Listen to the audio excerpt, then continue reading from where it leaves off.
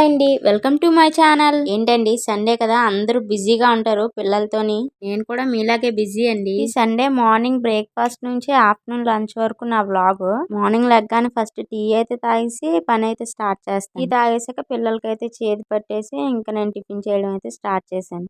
Tiffin వచ్చేసి బొంబాయి చట్నీ, ఇడ్లీ చేస్తాను. పిండి అయితే ఇలా ముందే మిక్స్ చేసి పెట్టేసుకుంటాను వాటర్ లో, అప్పటికప్పుడు అంటే ఉండలు ఉండిపోతాయి కదా, అందుకని. నేను చట్నీ ప్రిపేర్ చేయడానికి ఆనియన్స్ ని, టమాటాస్ ని అయితే కట్ చేసుకుంటున్నాను. అల్లం అయితే వేసుకుంటాను కంపల్సరీ. అల్లం వేస్తే టేస్ట్ బాగుంటుంది, ఫ్లేవర్ కూడా బాగుంటుంది. ఇవి అందరూ చేసే పనులే, అందరూ చేసుకుంటారు కంపల్సరీ. అని నేను ఎలా చేస్తానని చూపిస్తున్నాను అంతే. నేనైతే స్పెషల్ గా ఏం చేయను, నాకు వచ్చినట్టే నాకు వచ్చిన పన్నే చేసుకెళ్ళిపోతాను. సండే వస్తే రెస్ట్ దొరుకుతుంది అనుకుంటాం గానీ ఇంకొంచెం డబుల్ డ్యూటీ అవుతుంది. ఒక్కోసారి త్రిబుల్ అయినా షాక్ అవ్వసరం లేదు. నేను ఇక్కడ టిఫిన్ చేస్తుంటే అక్క అయితే గిన్నెలు తోమేస్తారు. ఇద్దరు చెరుకో పని చేసుకుంటాం అనమాట.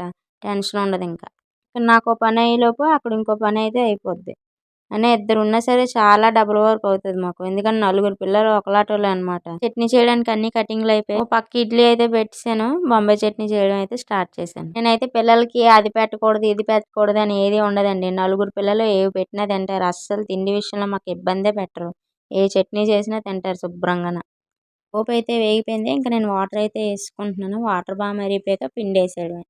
ఇలా వాటర్ మరగబెట్టుకుని పిండి వేసుకోవడం వల్ల చట్నీ కొంచెం బాగుంటుంది అనమాట, అంతే.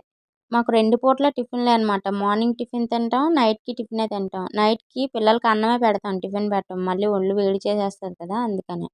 మొత్తం 10 మంది ఉంటాం కదా, అందుకనే పిల్లలు నలుగురు అన్నం తినేస్తారు. పెద్దోళ్ళందరూ నైట్ టైం టిఫినే తింటాం. ఒక్కోసారి ఆళ్ళకి బోర్ కొట్టినప్పుడు ఆళ్ళు టిఫినే తింటారు. చట్నీ అయితే కంప్లీట్ అయిపోయింది. మామయ్యకి అయితే టిఫిన్ పెట్టేస్తున్నాను. మామయ్య మార్నింగ్ 8 కల్లా తినేస్తారు. 4 అంటే 4 ఇడ్లే తింటారు, అంతకు మించి తినరు. కరెక్ట్‌గా డైట్ ఫాలో అవుతారనమాట. మార్నింగ్ 8కి టిఫిన్ తింటారు, ఆఫ్టర్నూన్ 12కి, 12:30కి లంచ్ తినేస్తారు. నైట్ మాత్రం 11 అయిపోద్ది డ్యూటీ నుంచి వచ్చినప్పుడు. ఇదిగోండి మా పెద్దోడైతే దుప్పట్లు మడతేస్తున్నాడు. స్కూల్ ఉన్నప్పుడు ఎలాగో అవ్వదు కదా, అందుకే స్కూల్ లేనప్పుడు వాడే మడత పెడతాడనమాట. చిన్నోడైతే టాయిలెట్ పోయడం ఇంకా మానలేదనమాట. అందుకే నేను ఎక్కడ తిడతానని చెప్పేసి నేను ముందే స్నానం చేసి వచ్చాడు. గబగబా డ్రెస్ మారేసి దెబ్బలాడానని అలిగి కూర్చున్నాడనమాట. టాయిలెట్ పోయడం మానలేదని చెప్పేసి చిన్న మంచమే పడుకోబెడుతున్నాను అనమాట. నేనైతే పిల్లలిద్దరికి పనే చెప్తాను. ఎందుకంటే రేపు పొద్దున్న మనం లేనప్పుడు వాళ్ళు ఇబ్బంది పడకూడదు కదా. పని చెప్పడం అలవాటు చేయాలి. ఎందుకంటే మనకి ఏదైనా పని ఉన్నప్పుడు మనం ఆ పని చెప్పినప్పుడు పిల్లలైతే చేయడానికి ఇష్టపడరు అనమాట. అప్పుడప్పుడు ఇలా పని చెప్పడం వల్ల వాళ్ళకి కూడా ఒక ఐడియా వస్తుందనమాట. అమ్మో అమ్మకి హెల్ప్ చేయాలి, డాడీకి హెల్ప్ చేయాలని. అంటే ఇది నా ఒపీనియన్. ఒక్కొక్కరిది ఒక్కొక్క అలవాటు కదా. పిల్లలకి ఏ పని చెప్పకుండా అన్ని వాళ్ళ కాళ్ళ దగ్గరికే తీసుకెళ్ళి అన్ని చేస్తారు. అంటే మా ఇంట్లో అలా కాదు, వీళ్ళిద్దరూ చేస్తారు, అక్కడ మా అక్కలు ఇద్దరు పిల్లలు చేస్తారు. నలుగురు ఇంట్లో పని చేస్తారు. ఇంట్లో పని అంటే గిన్నెలు తోమేసి వంటలు చేసి ఇల్లు తుడిచేయడం కాదు. అంటే ఇలా దుప్పట్లు మడతేయడం, బెడ్షీట్లు సర్దడం అలాంటివి అనమాట. మా చిన్నోడు సిన్సియర్ గా దుప్పట్లు మడత వేసేస్తున్నాడు. అన్ని వేసాడు కదమ్మా నేను కూడా వేసేస్తానని. మా చిన్నోడికి అలక్కి ఏం తక్కువ లేదు. తెల్లారు లేచిన దగ్గర నుంచి అలుక్కొనే ఉంటాడు. అలాగని చదువు విషయంలో అస్సలు తేడా రానోడు. బాగా చదువుతాడు. నలుగురు బాగా చదువుతారు. ఇద్దరికి స్నానాలు అయిపోయాయి కదా, సూర్యనారాయణ మూర్తికి అయితే దండం పెడుతున్నారు. రోజు పెడతారు ఇద్దరు సూర్యనారాయణ మూర్తికి. సూర్యనారాయణ మూర్తి మంత్రం కూడా వచ్చు. ఇద్దరికి 3 ఇయర్స్ వచ్చినప్పుడు సూర్యనారాయణ మూర్తి మంత్రం, వినాయకుడిది, గాయత్రీదేవి మంత్రం నేర్పించాను. రోజు ఆ 3 చెప్పుకుంటారనమాట దేవుడి దగ్గర. ఇంకిద్దరికి టిఫిన్ అయితే పెట్టేశాను. బయట పెడితే టీవీ చూసుకొని ఉండిపోతున్నారు.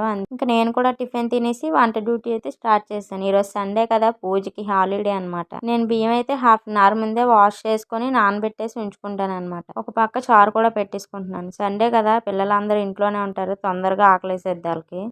అందుకే అంత తొందరగా వీలైతే అంత తొందరగా వంట చేసేస్తాను. చారుని ఒక్కొక్కరు ఒక్కోలా పెట్టుకుంటారు కదా, నేనైతే ఇలాగే పెడతాను. కంపల్సరీ అయితే ఇంట్లో చారు ఉండాలి. ఒక్కొక్కరు టమాటా వేయరు కదా, నేనైతే కంపల్సరీ టమాటా వేసుకుంటాను చారులోని. పులుసు వండిన రోజు, పప్పుచారు వండిన రోజు చారు ఉండదు ఇంట్లో. మిగిలిన అన్ని రోజులు చారు ఉండాల్సిందే.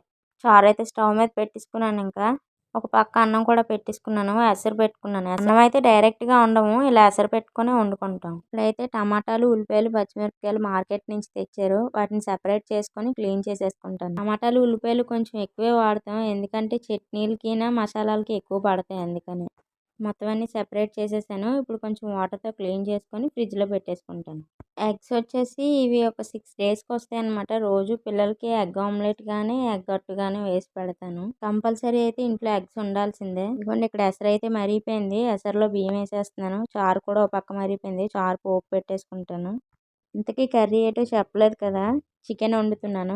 అమ్మయ్య వంట అయితే అయిపోయింది. ఒక్కొక్కటి టేబుల్ మీద సర్దేసుకుంటున్నాను ఇంకా. మామయ్యకి కూడా అన్నం పెట్టేశాను. మామయ్య డ్యూటీకి టైం అయిపోతుంది. మామయ్య కూడా భోంచేసేస్తున్నారు. మామయ్య అయితే భోంచేసి ఇంకా షాప్కి అయితే వెళ్ళిపోయారు. పిల్లలిద్దరికీ అయితే ఇంకా అన్నం తినిపించేస్తున్నాను. అన్నం తినడానికి చాలా ఇబ్బంది పడతాడు మా చిన్నోడైతే. అస్సలు తినడు. ఎంతసేపు ఉన్నా అలాగే ఉంటాడు. అన్నం తినిపించాక పిల్లల్ని అయితే ఒక గంట సేపు పడుకోబెడతాను కంపల్సరీ మధ్యాహ్నం పూట. మళ్ళీ లెగిసి ఆడుకుంటారనమాట. మా హస్బెండ్ అయితే ఈరోజు ఇంటికి రానని చెప్పారు. డే అండ్ నైట్ 2 పూట్ల క్యాటరింగ్స్ ఉన్నాయి. ఈరోజు లంచ్‌కి రానన్నారు. ఇంక నేను కూడా అన్నం పెట్టుకొని అయితే తినేసాను. చికెన్ గ్రేవీలో చారేసుకొని తింటే భలేగా ఉంటది కదా టేస్ట్ అయితే. ఇదేనండి మార్నింగ్ బ్రేక్‌ఫాస్ట్ నుంచి ఆఫ్టర్‌నూన్ లంచ్ వరకు నా వ్లాగ్. నా వ్లాగ్ నచ్చితే లైక్ చేయండి, సబ్స్క్రైబ్ చేయండి.